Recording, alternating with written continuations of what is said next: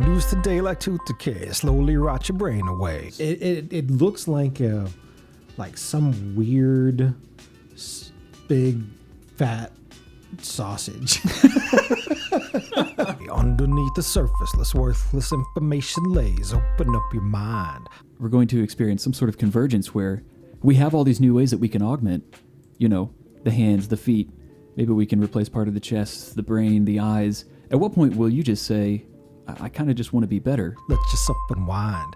If you could have an extra digit, would you rather have like a thumb or just one of your other pansy little fingers? Two below, we must go. Feel the flow, it goes for days. Listen up or vandalize, don't need your eyes to hear this. Podcast elevated, educated, real shit. Because with things like machine learning, it's a mystery. And that's where it may, just from an evolution standpoint, push the human brain to, hey, instead of using 4% of our brain, like whatever it is they say we use, now we got to use 8%. If right. Keep like quicksand, you'll sink and you'll blink and it's over. Two below, we will go, so keep your damn composure. Two below, we're on our way, delivering Synosia.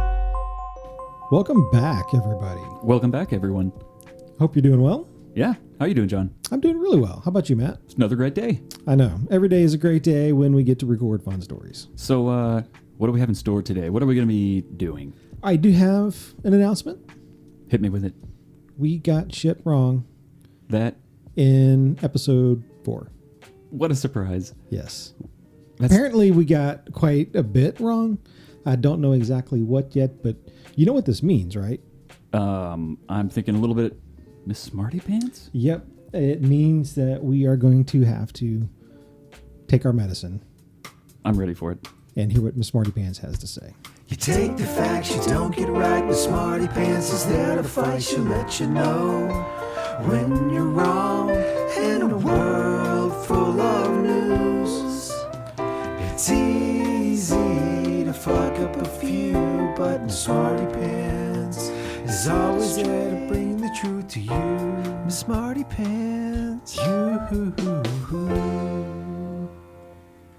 she's in my pants. Not yet. She's not. But soon. But soon. I'm still holding out hope. He wishes. How you doing, Miss Smartypants? I'm good. How are you guys? Not Doing- bad. Yeah. Can't complain. Surviving. Yeah. Happy to have you on for another episode. Happy to be here.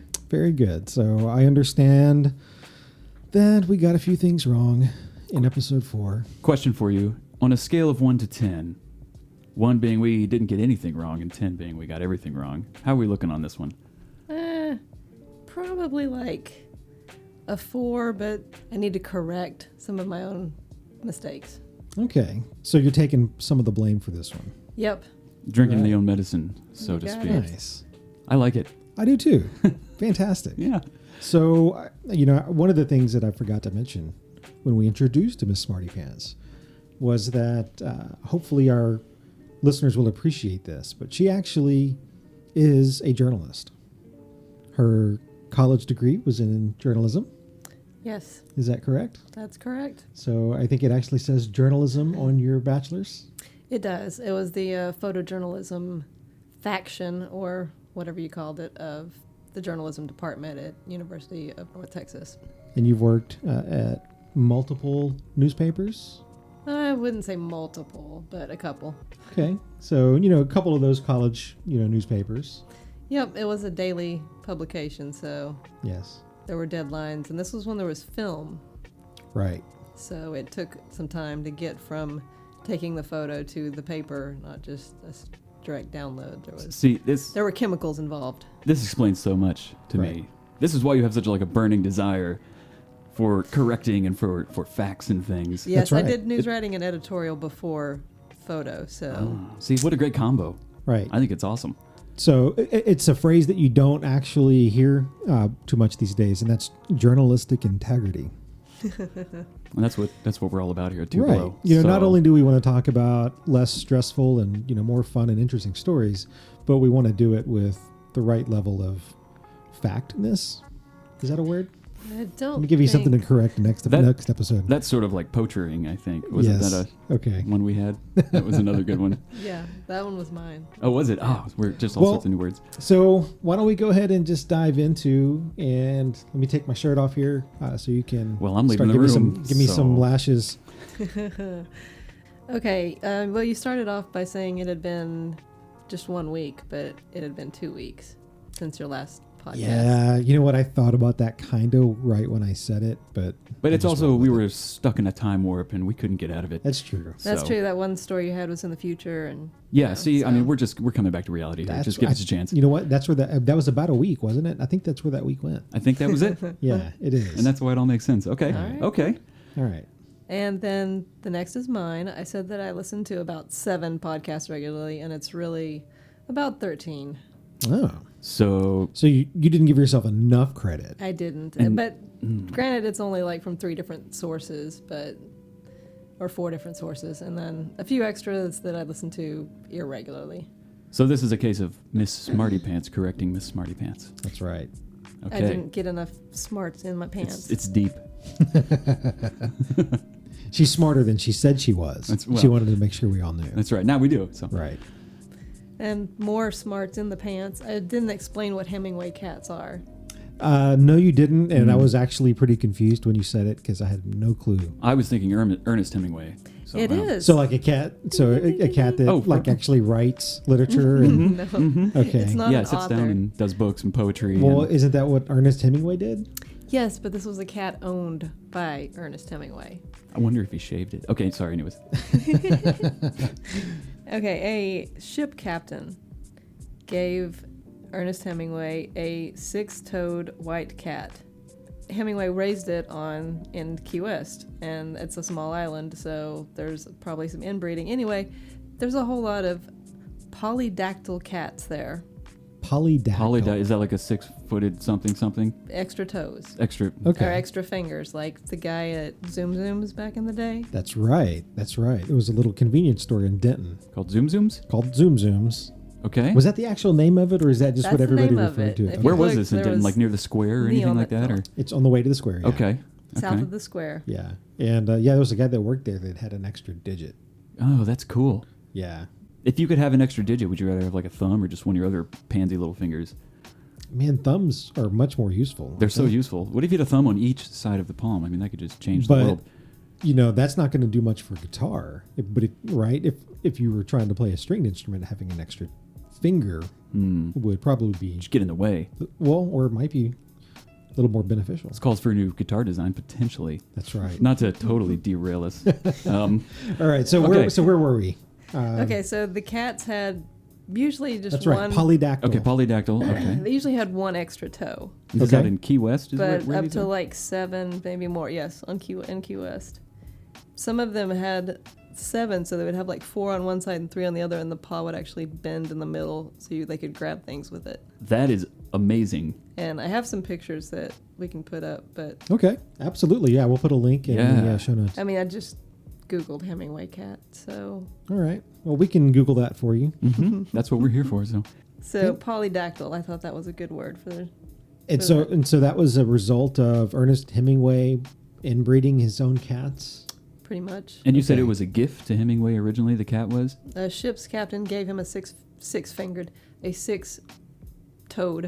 cat. 6-toed, It had okay. it had paws with 6 toes. I think all the paws. Oh, so all 4 paws had 6. I believe so. Yes. Oh, that's cool. All right, then. The okay. pictures that I found had front feet and back feet. So Okay, very cool. I like that correction. Yeah, that's kind of it's like a informational correction. It's Yeah. very nice. Absolutely. I'm adding 2, not That's just right. correcting, but Providing more enhancing. context. Mhm. Yeah. Enhance. And the next thing we talked about was you'd mentioned that they don't teach cursive in school anymore. Mhm. And I forgot to ask, how do kids sign their names these days? Ooh, I didn't even think about I that. didn't even think about that either. I don't. How do they sign their? I guess they just print. They click a guess. button. I- They enter their PIN number in the. What? They Well, pick out a font? Do kids these days have to write checks? I guess because you got to authorize the back Yeah. with a signature. They don't like print for that normally. Or even a lot of stores, even if you're using just a regular credit card, you still have to sign the screen. That's afterwards. of course for me. It's just an up down scribble. I mean, So who, Yeah, who really exactly. read? I've drawn smiley faces on there. Apparently, you're not supposed to do that. I heard, but nice. you've asked a really good question there, Miss Smartypants. I don't know.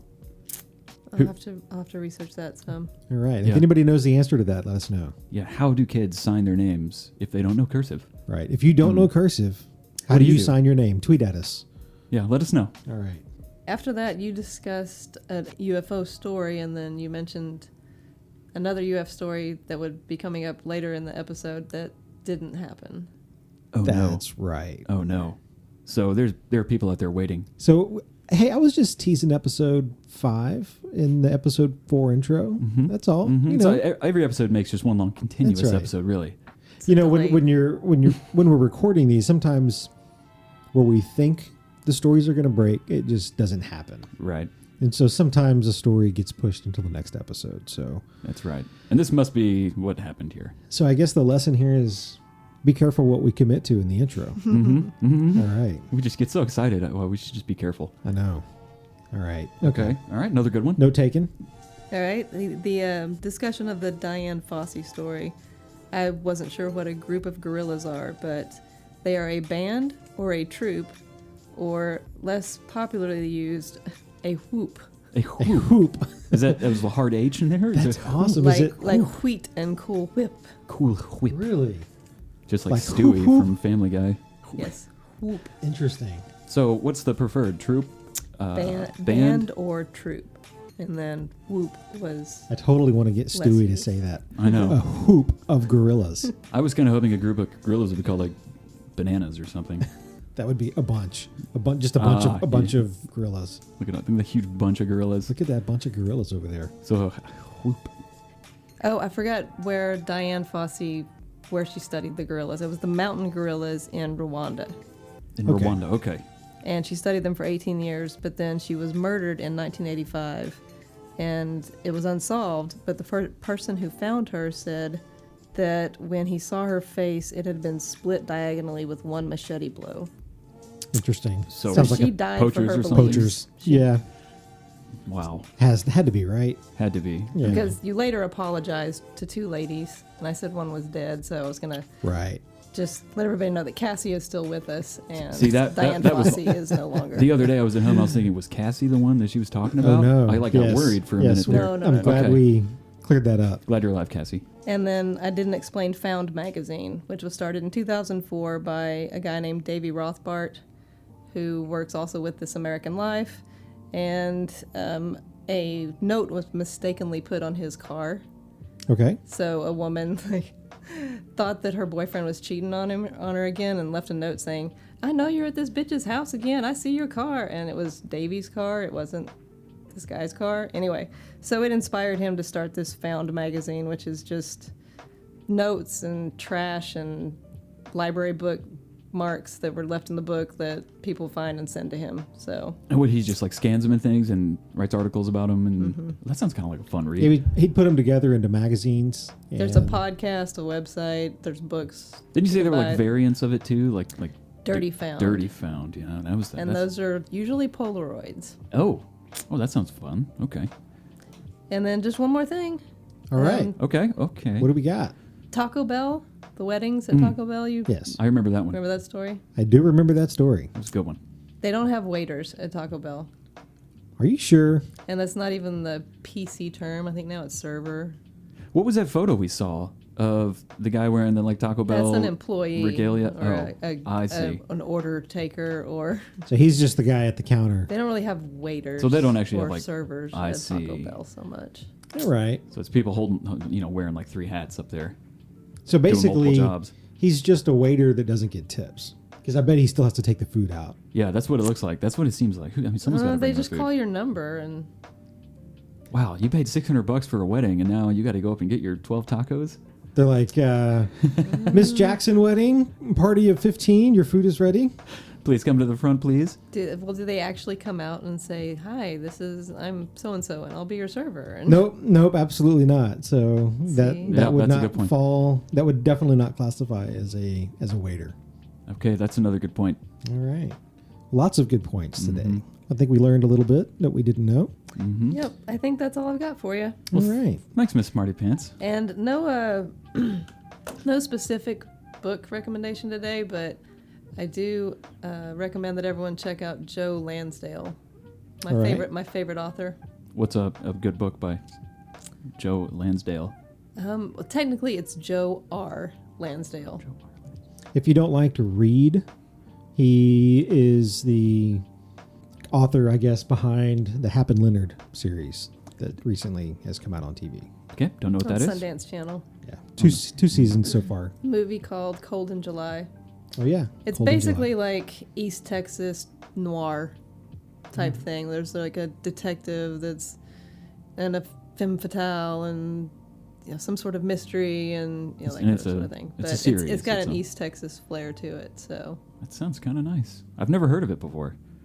he has a lot of different stories, like a lot of books that are standalones. But then there's the Hap and Leonard series. He's also responsible for Bubba Hotep, Oh, I do know yes. Bubba Hotep. Okay. Okay. which they're Mhm. making There a you go. a prequel to, They're making a prequel to this. Nice. and it's can't remember. So we're gonna get to see Elvis Oh, before yeah, he goes it's- into the nursing home. Is- It's like Bubba versus the blood-sucking fiends or something like that. I think it has to do with vampires. All right, What a great title. So, that is awesome. Very cool. Well, Miss Smartypants, Knocking as it out of the always, park. we appreciate you educating our listeners and keeping us straight. Doing what I can. All right. Yeah, So, thank you. you know what? Since she brought it up that we didn't talk about the UFO story that we so promised, we should probably talk about that first. What do I you think we should. I think that's a great idea. Yeah, because, what better way to start off weird stories than a UFO story? That's like the weirdest of weird when you think about it. So, Yep. I mean, good start. Let's do it. All right. So this particular story takes place in just outside of Boston. All right. Okay. So we are in the Commonwealth. Okay. And this is the Blue Hills Reservation. So 3 young hikers got stranded trying to search for UFOs in the Blue Hills Reservation.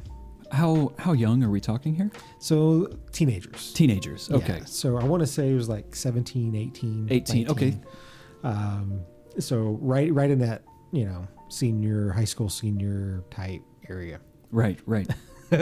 So, I know what you're talking So about. I don't know if you can recall some of the people that you went to high school with, but there were those that were known to partake of certain substances, Mm-hmm. which when I read this story, it made me think, what were these kids on? Because this story is just so grand. The adventure is so real. It really is. So before we get too far, I just want to play. There's a little audio clip from a reporter who interviewed one Okay. of the girls. Okay. Oh, perfect. So before we talk about the story, I just this will give a little bit of context. Okay. All right. So here we go. We came up here hoping to see some UFOs. So you're like a UFO magnet. I am, yeah, literally. Yeah. So That's did you what it is. have any luck or? Yes. We saw a couple. Yeah, we saw some we had never seen before. We saw this one light that had. Well, we saw these 2 ships that had these like bright spotlights, and then we saw this like weird orb thing that was like a spotlight, sort of. Too bad they Yeah. couldn't lead you back down though. Yeah. No, they weren't very helpful. No. All right. So she sounds like she's on something. Yeah. I mean, she's enthusiastic about And it. so too. So this was actually recorded at the scene. Actually recorded. So the link to the article will obviously be in our show notes, like always. So go check it out.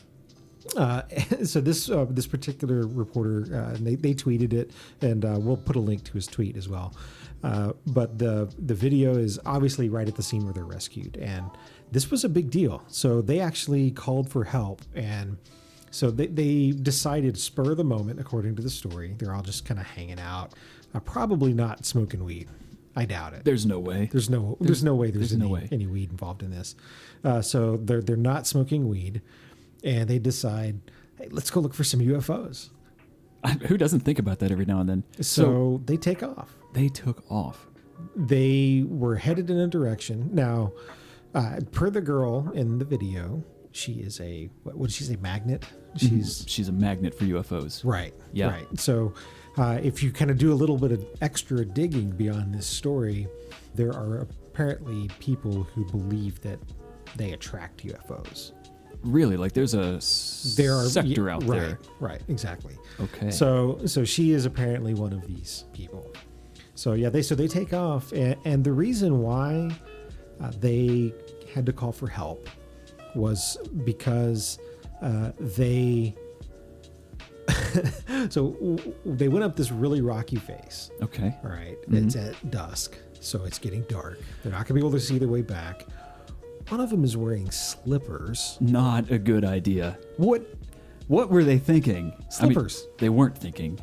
And so, like I said, they weren't smoking weed, and wearing their slippers, and not taking any extra water with them to go on a hike.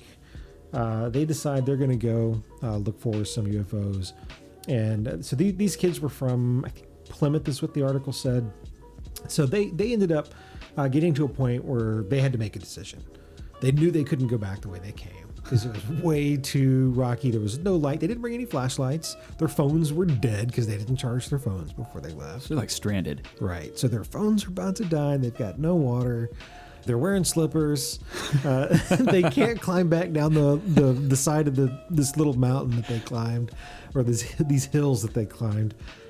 So they decide with little juice they have left in their phone battery to call the police. That was the only smart thing they did, I think. So once they called is when the search parties were sent out. We're talking K9 units, helicopters, patrol cars. So they literally sent out a bunch of people to search for these kids. That's a good use of taxpayer money. Right? I mean, for real. Wow. Just to get that helicopter off the ground is probably a couple $1,000. Golly. So you think that one of the big orbs, the orb that the girl is describing in the little audio, is the spotlight of the helicopter that's searching for It them? probably was. That was that triangle of lights that she saw. It's probably like one up on the rotor and like two down on the bottom of the copter or something. Right. It's like actually 3 cops, searching in the woods with their flashlights. It's one like, guys, I'm going to just fuck some people up and pretend to be a UFO out here. You think anyone's going to fall for this? Oh, man. Oh. Yeah, so this was absolutely classic. I cracked up when I read the story. It's just a cluster of like terrible events. It is. The And just sandals, it's dusk when they're going out. It's hilly and rocky and they're climbing. What? incredible idiocracy right here. But I bet they had to have been enjoying it for at least a little bit. Oh yeah, you could tell she was they had a great time. It was an experience they will always remember. I should hope so. And she is a magnet. And they saw 2 UFOs. Which, they Made it worth it. They should write a book or something because it sounds like they had a real experience. So, she said it was a spur of the moment idea. So there's a mention of this guy named Michael Carey, who is a music teacher who started the group on his website or on the website meetup.com for people interested in UFO. He wasn't aware of any sightings, so no confirmation of what this girl was reporting. But he says there are protocols in place for folks who have the ability, as strange as it sounds, to call in interdimensional beings or crafts. Wait, there's a guy who is saying this? Yes. And this is like a thing. This is a music teacher who is part of this group in Boston, this UFO-centric group who is quoted in this article to say exactly that. This is sounding like some Men in Black kind of stuff right now. I know, right? I mean, because Hey, you never know. you never know, and It could be real. here they are out there finding UFOs. Yep. So in the article too, there's a small blurry photo on the back of a Nikon camera that is supposedly an orb or something like that. But It really looks like the spotlight on the bottom of a Yes. helicopter. I mean, or something of that sort. yeah, so bad idea, great story, horrible waste of taxpayer money. Yeah. And why is it that every time somebody takes a photo of a UFO, it's blurry and you can't see anything? Right. I just want confirmation, and this was the latest thing, and it's still kind of like blurry looking, and Yep. I'm so disappointed. Yeah. But I'm glad they made it back safe. I mean, Yes. that's good. Yes. So I'm sure there will be future UFO adventures. I would like to think so. I hope so. I just, hope they bring better slippers or... So what else do we have? I'm sure there is a story you would like to talk Well, about. this one it's pretty different from what we've normally been talking about up to this point in our episodes for weird stuff. It's an Argentina man Okay. out of Buenos Aires. Okay. And his whole life, he's wanted to look like an elf, like a fantasy elf.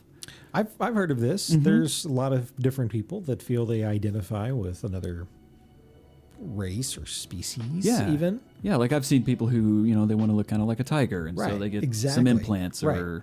demon horns or whatever crazy. Yes. This guy, it may be a little bit extreme compared to Okay. what you've read about before. Well, yeah. So this guy wants to be an elf. He wants to be an elf. This guy's name is Louis Padron. Not Okay. quite sure how to say it.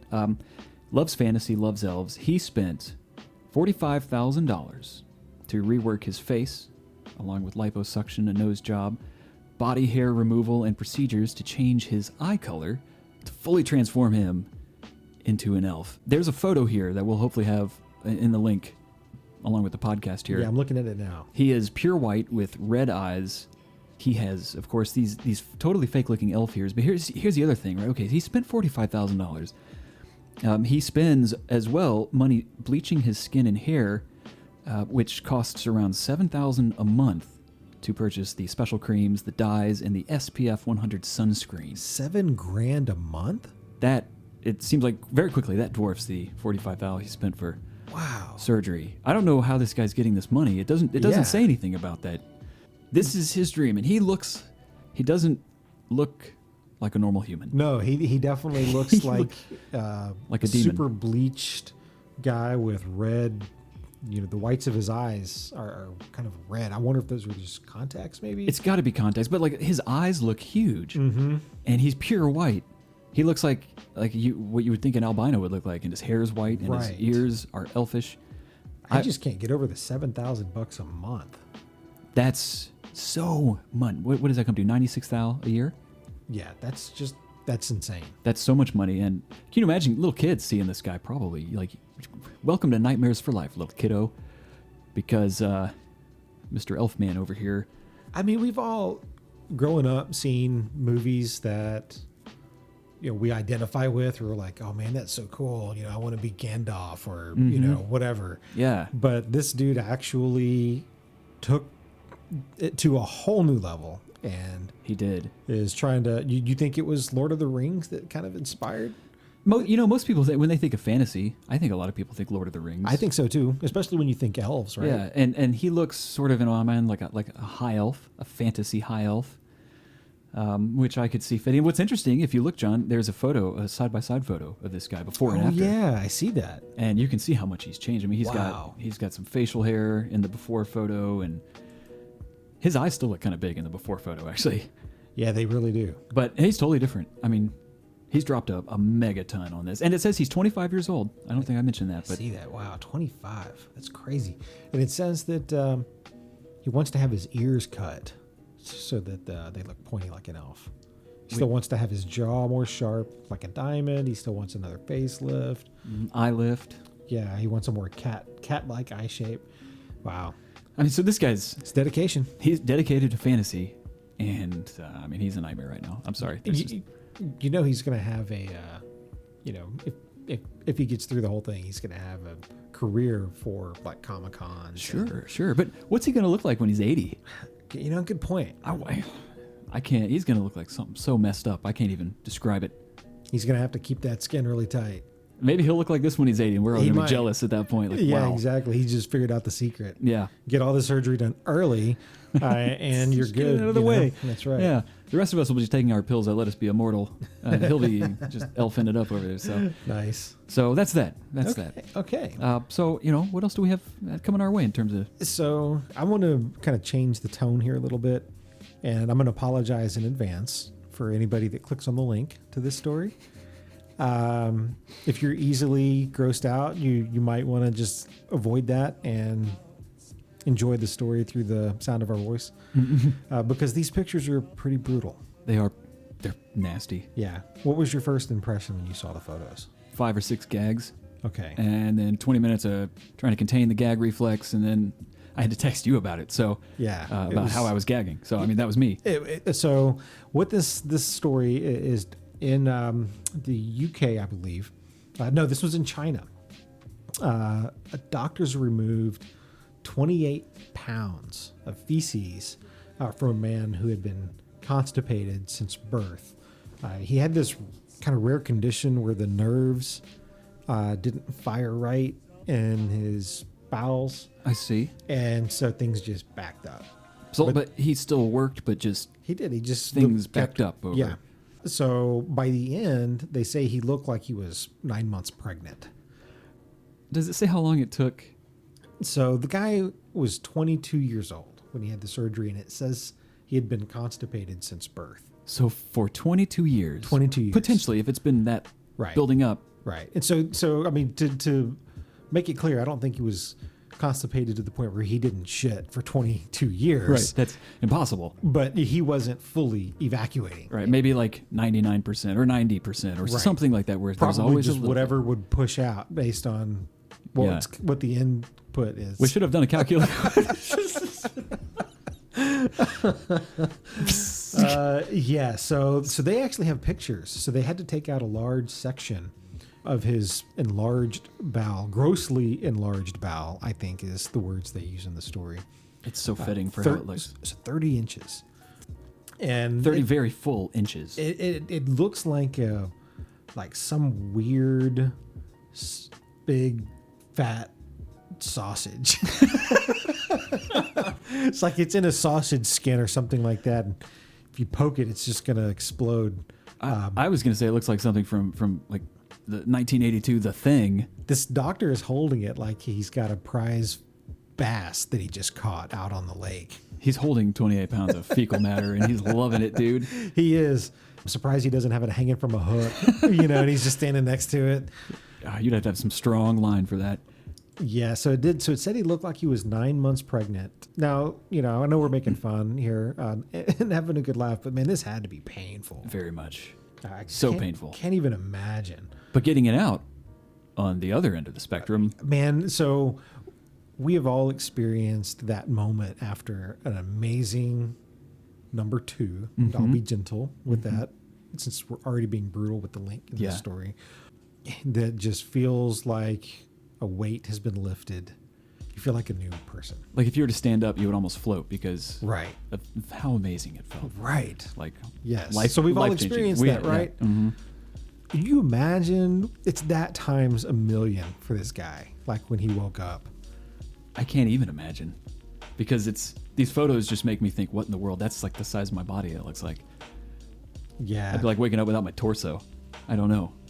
They say based on the amount he had, they said it was hard to really tell, but possibly years worth of feces that had backed up there. The smell.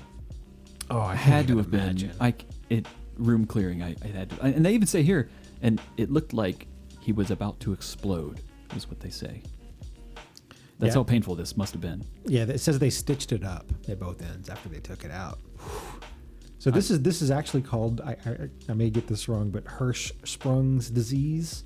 It's all one word, and apparently it's not that uncommon. It's 1 in every 5,000 babies. Really? What do they? Is there a way to diagnose it early on? I'm not really sure. They say it can be inherited. They say it can come along with other birth defects and abnormalities like Down syndrome, congenital heart disease, and things like that.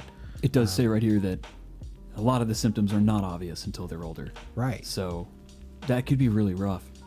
Just baking a loaf and keeping it in there for like a really long time, Yep. So for babies, symptoms include just not pooping for long periods of time. which is not good for babies. Babies should be pooping all the time. Yeah, Man. for Little really shit dark. factories. So there's ways for parents to catch this stuff at a very young age. Yeah. So I'm sure even the 1 in 5,000, most of it's probably caught and taken care of. It says another red flag is throwing up green fluids.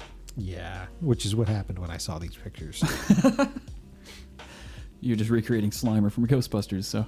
I apologize for the link, but if you're morbidly curious, go check it out. Yeah, if you're, like you said, morbidly curious about what 28 pounds of fecal matter wrapped up in intestines looks like, give this a look. Yeah. This could alter your the way you look at life. I don't know. All right, let's change the tone again here and Yeah. maybe end on a lighter note. I'm thinking porn.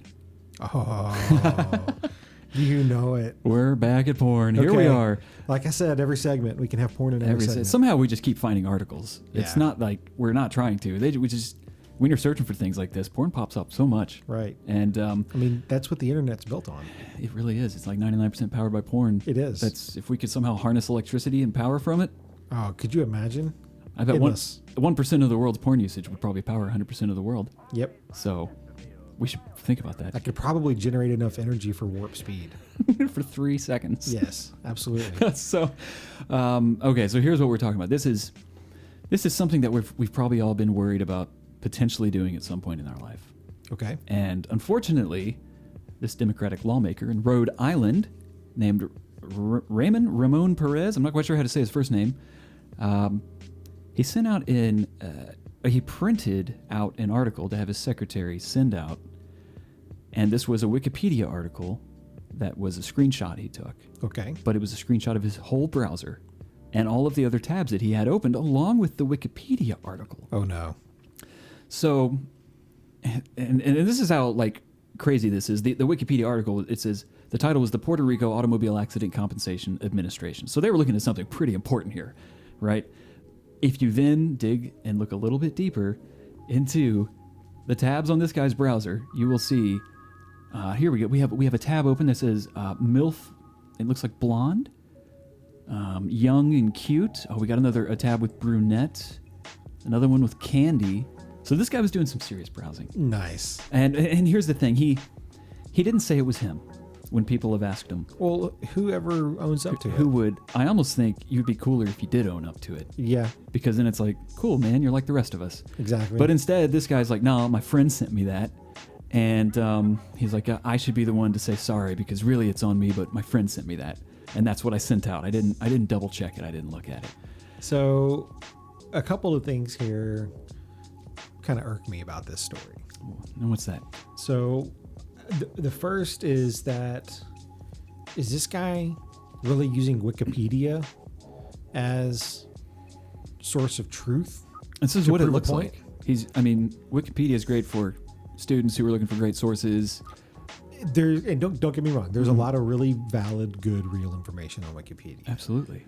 Is it admissible as facts in like the court of law? I mean, because anybody can go in and edit a wiki article page. Yeah, I mean, it's hard to track the true source sometimes because Right. anyone could say anything, and, Right. and people do it all the time. All the time. Yeah, and so that's actually a really good point. I wonder what they're and I could see them using this just for information. Maybe the wiki article is just more condensed and easier for me to read than a 4,000 page. Yeah. Or maybe our politicians are, as dumb as we think they are. Which very well could be. I mean, they love those bullet points. I don't know, man, but And the second part that annoys me about this story is he's using the excuse, a friend was doing research for me for this and did a screenshot. And then, wait, so when would you ever take the time to screenshot your entire screen and email it to somebody as opposed to sending them a link to the article? so rarely, never. I mean, come on. I mean, now he does have a secretary, and I've never had a secretary, Okay. so I don't really know what that's like. Right. And maybe he's like, hey, maybe she's supposed to be the filter or something going on there. Maybe this was her ultimate way to F him. I don't know. So I guess maybe he was like, hey, I'm giving this presentation. Somebody go print this article out. Maybe he sent the link out and they opened it up and they were right in the middle of doing something like, God dang it. Okay, hold on just a second. And they do a quick screenshot and then, send that off.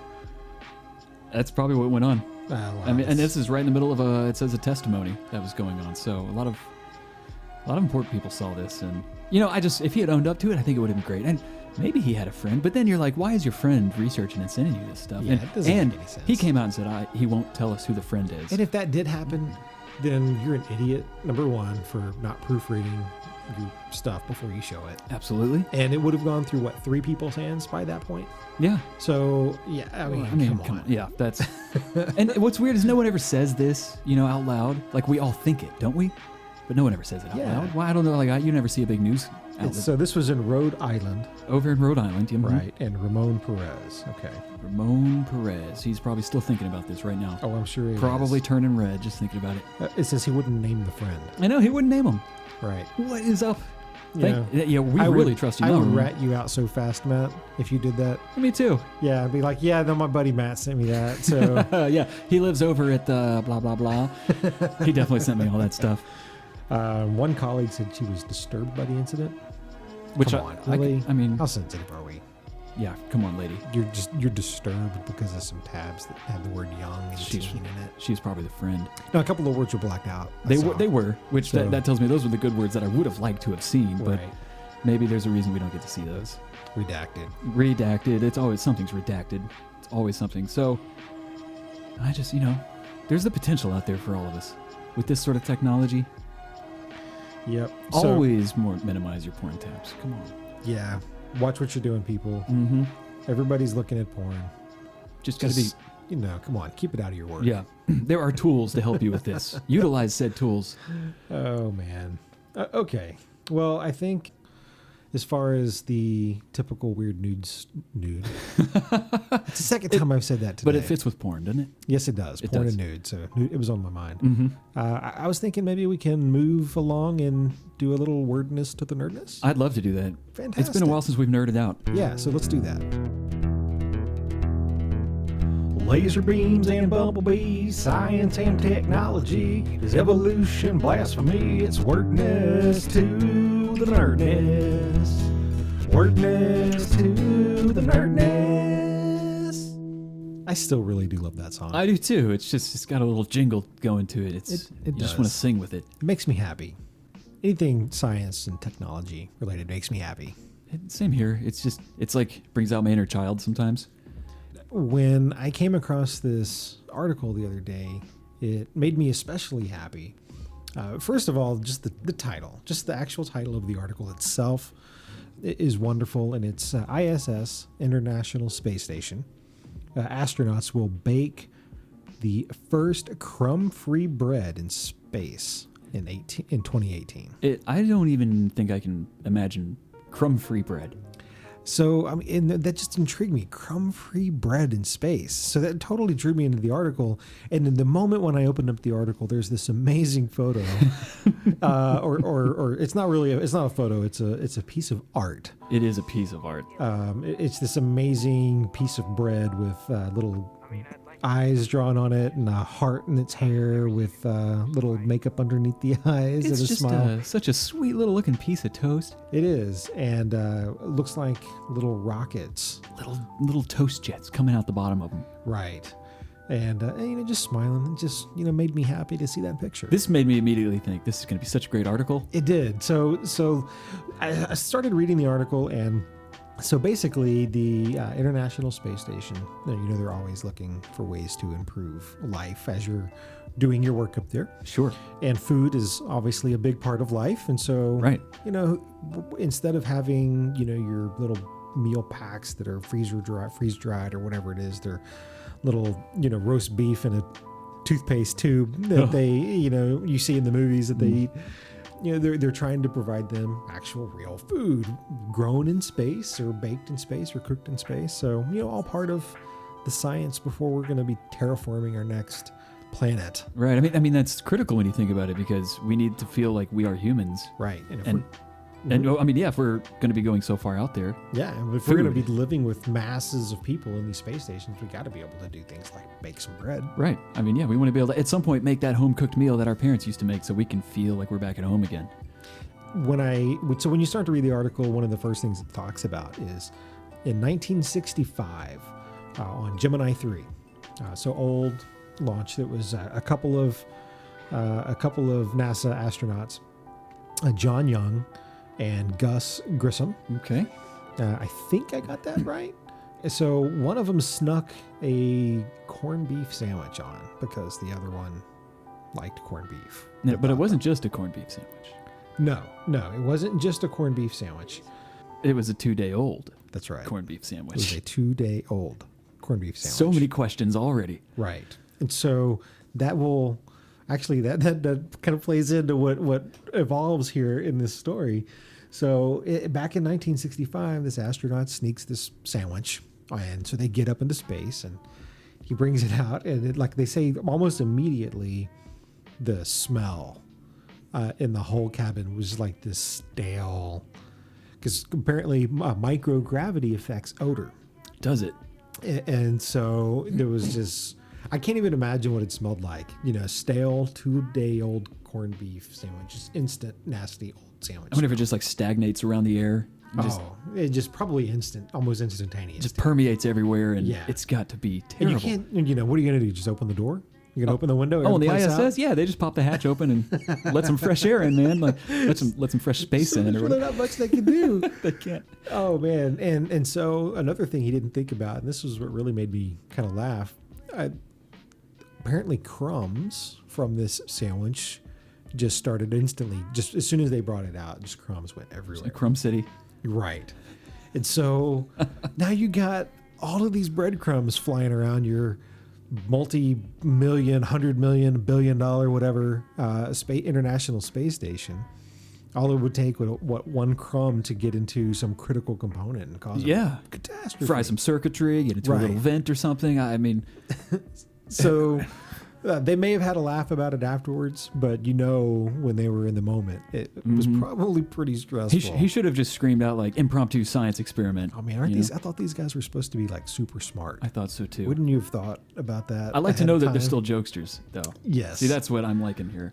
So I thought that was a really fun story within the story that they mentioned. It kind of kept me engaged in the article. And so they go on to talk about, one small step for bread and one giant leap for mankind. They're going to create this microgravity oven that will bake this crumb-free bread.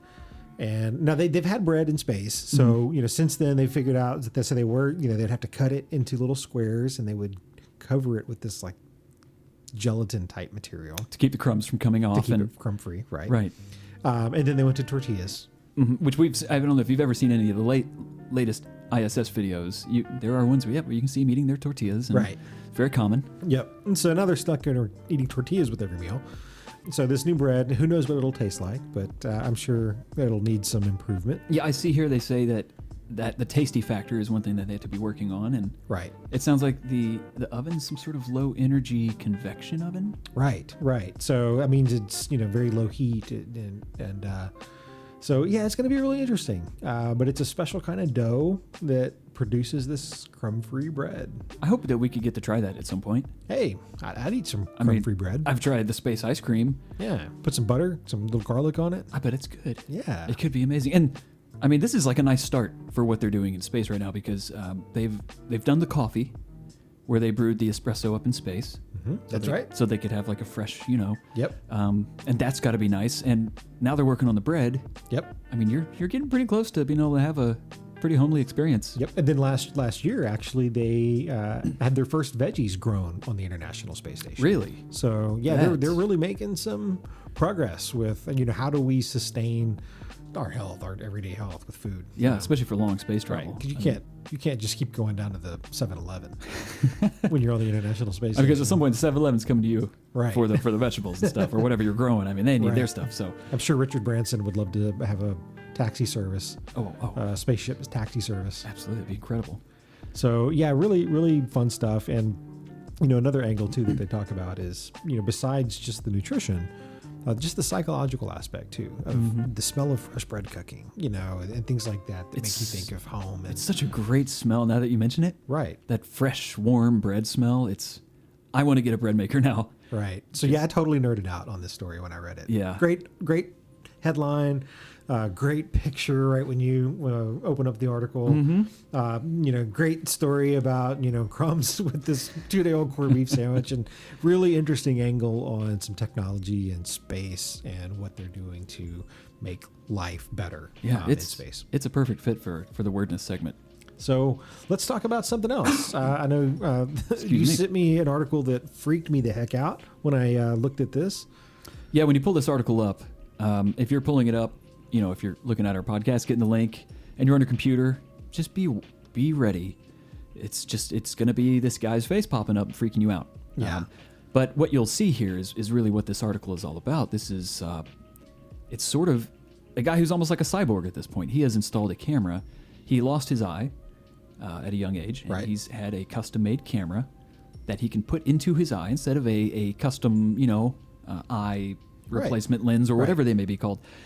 He put a GoPro in there. He put a GoPro, essentially. Right. It's wireless. It transmits to a little receiver. If you're looking at the pictures and scrolling around, you can see he wears something on his shoulder, And he can actually broadcast what his eye is seeing to other sources. The cool thing is he can record with this lens in his eye for 30 minutes. Or the extra creepy thing, depending on how you. I mean, I think that's one of the crazy things is what could he be doing with this recording? The nice thing is though, the eye lights up red, so he looks super evil. So when he's recording, it glows red. It looks like Terminator. It does. And I had made a note to myself, this reminded me so much of Ghost in the Shell. Oh yeah. It's an anime, and there's a character in Ghost in the Shell called Bateau, and he has cyborg eyes. Right.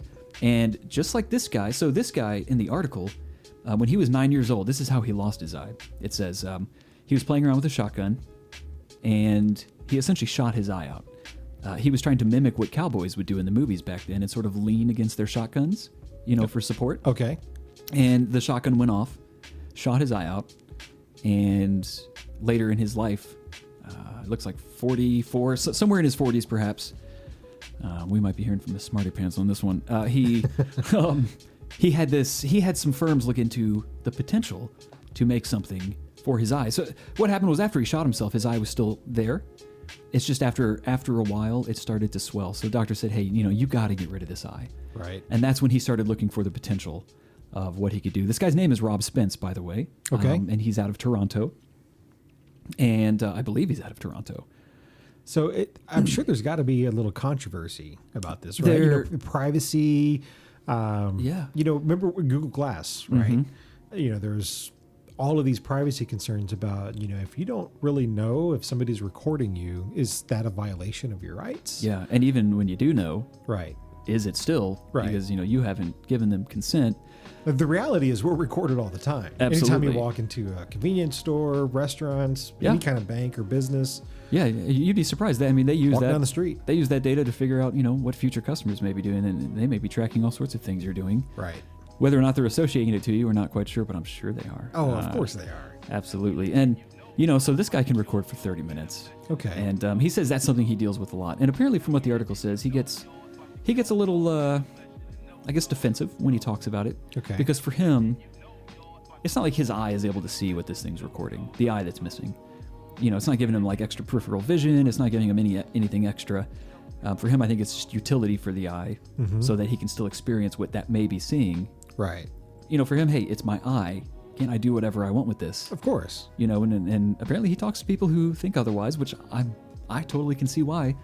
Because he could just be sitting across the restaurant with his glowing, evil-looking eye just recording away. And Well, the robots of the future are going to be made up of the people that have worked on the various individual parts. Right? That's right. Because you see stories of, here we're talking about an eye, but all the time you'll see stories about robotics where all they're working on is like the hand or the arm, and they've got it articulating so well that it's just extremely real. It looks real. Yeah. And so, and all these engineers are focusing on these individual body parts, and, they're eventually that's all going to come together. We're going to have a true like cyborg, very human-like, with very, very high level of artificial intelligence and self-learning. Absolutely. And it's going to be, it's going to be crazy. And, It really and is. I wonder too if we're going to experience some sort of convergence where we have all these new ways that we can augment, the hands, the feet. Maybe we can replace part of the chest, the brain, the eyes. At what point will you just say, I kind of just want to be better. Maybe I'll augment myself in a better way. It may be,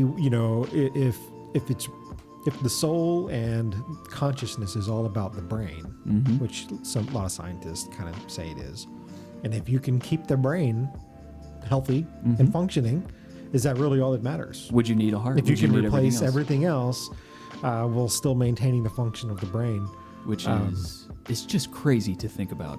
Yeah. I mean, imagine if you could have your brain implanted into some sort of cyborg frame. RoboCop. We've already that's talked about exactly what RoboCop, RoboCop right? is. Yeah, we did, and that's kind of what this is leading to. Yeah. It would not surprise me. Yeah. I mean, we're using biotechnology already for people with severed limbs and things like that. So yeah, absolutely. It's just we're gonna see more and more of it as the technology gets better. Yeah. But this was kind of cool. This was cool, and it's neat to see because it stands out really bad.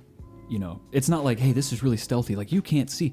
No, you're going to know this guy has something in his eyeball that's going on. Well, now he does have, I think, I saw an eyeball that it was like a cover for the camera that kind of looked like an eyeball. Oh, that's So sneaky. That's, he is thinking about how to hide it. I mean, it does make look it- like an eyeball. But if you're going to have That's true. an android, do you want it to look just like a human, or do you want it to be different enough so that you can figure out, oh, that's an android? And I mean, you'd Yeah. think that we could Think about like aliens, right? Yeah, that's a good. That's really good. I don't even know what I would think. Right. It's hard to say. Yeah. We're headed in that direction. I Art, bet- art imitates life, imitates art. So, Hey, I mean, 5-10 years from now, maybe we can revisit this and see what actually happens. absolutely. So on that note, I have another story that kind of relates to this from an artificial intelligence standpoint. Talking about robots and how we're going to evolve on that standpoint. In this particular article, it had Miss Pacman. It had Pacman in the title, so of course, I'm going to look at that. Of course. It had AI in the title, so Microsoft AI achieves a perfect score in Mrs. Pacman. So what's a perfect score on Miss Pacman? So it is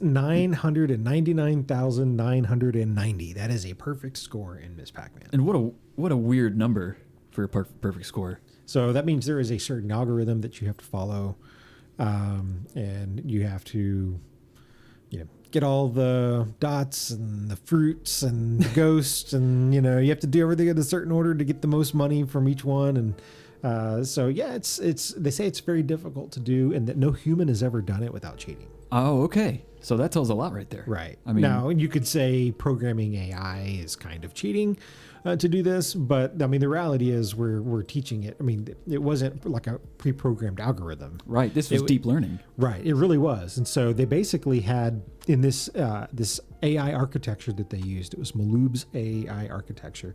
So they say it kind of mimics the organizational structure of a company. I see. So there's a top AI agent who's getting feedback and suggestions from everybody underneath him. Which just how a company works. Exactly. And so he's taking these suggestions from all these other agents or algorithms that are looking at what's going on and making their own decisions. And then it ranks those suggestions based not only on the direction that they recommended that Miss Pacman move, but also a confidence level in the algorithms that they feel when they make their decisions. So I know that may be kind of confusing. So to make sense, so to kind of explain a little bit, it says if there's 100 agents that want to go right, okay, so because they think that's the best way to go to get their next pellet, but 3 of the agents want to go left because they know that there's a deadly ghost to the right that the other 100 agents just didn't see because they were so focused on that dot. The top AI is going to weigh the ghost heavier. And it's going to take the suggestion from the 3 instead of the 100. So it's not always. Okay. So it's kind of interesting, that it's not based just on, hey, did most of the agents tell me to do this? If so, that's probably the right thing to do. Yeah. It's intelligently making decisions based on the suggestions. So it's a multi-layered AI so that it makes even better decisions. And that makes even more sense why I was able to get a perfect score in my head. Right. Because it's thinking about these scenarios and giving them proper weights. So really, really cool the way they went about this. It makes me wonder what other games you could have AI play. They've had in the past, what is it, Go recently? I think they've beat I read the about Go that. champions. Yeah. Didn't the Watson, IBM's Watson, play Chess. one of the world champions in chess or something? It was like a that? grandmaster or some Yeah. such. Yeah. And that was really cool. So yeah, you're seeing these AI programmed machines take on humans in real life They really are. strategy contests. And I think it's just going to get more and more intense as time goes on. I think it's going to help us too, right? Oh, yeah. It's going to push the potential of the human mind even greater to kind of realize more of its potential, I think. And so, people sometimes worry about Skynet and AI just kind of going crazy, but we'll see. It may not be. It may be a perfectly peaceful coexistence, and who knows? The question is, will we ever understand the decisions that AI come up with? Because with things like machine learning, it's a mystery. And that's where it may, just from an evolution standpoint, push the human brain to, hey, instead of using 4% of our brain, like whatever it is they say we use, we'll evolve. Hey, now we got to use 8% if we're going to Right. keep up. That's a good point. So, I mean, it could be just a factor in evolution that keeps pushing the human race to higher levels of achievement. All of a sudden, it's like man versus machine. Could be, You know? right? Scary future. Absolutely. So I thought this was kind of a fun story too. Miss Pacman. It's always fun to talk about It AI is. and video games. And I like to see that something could beat this. Yeah. Because these old school games are very, very, very hard to beat. Right. That's and they did the Atari 2600 version of the game. So the Yeah. super old school. Yeah, Is that's that the right. original? Is that? I'm not sure. They may have had a like know. arcade style before that, but I bet you they did have arcade Yeah. style before that, because that but was it's still Atari. absolutely. Yeah, which they're coming out with the new Atari, I've heard. So I think we'll have to talk about that at some point. Oh man, you better believe it. That's going to be on here. Yes. I didn't know that was a thing. Yes, That's- I saw a teaser of that, so I haven't done any research yet. But Oh, as soon as I find a good article, Mhm. we'll definitely talk. That sounds exciting. That's cool. So I guess that's all we have for today. That's it. I Yeah. had an absolutely wonderful time talking about these fun and interesting stories. Me too, man. Me So- too. It's Until next time, until next time. We will catch you all then. all right. News today like tooth decay, slowly rot your brain away. Underneath the surface, less worthless information lays. Open up your mind, let yourself unwind. Two below we must go, feel the flow, it goes for days. Listen up or vandalize, don't need your eyes to hear this. Podcast elevated, educated, real shit. Like quicksand you'll sink and you'll blink and it's over. Two below we will go, so keep your damn composure. Two below we're on our way, delivering Synosia.